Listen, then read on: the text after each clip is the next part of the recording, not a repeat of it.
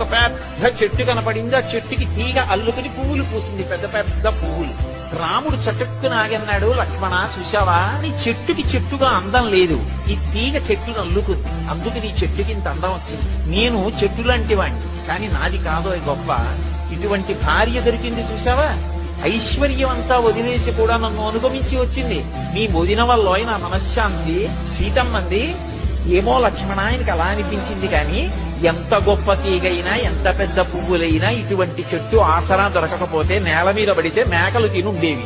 అటువంటి చెట్టు ఆసరా దొరికింది కాబట్టే తీగ శోభిస్తోంది.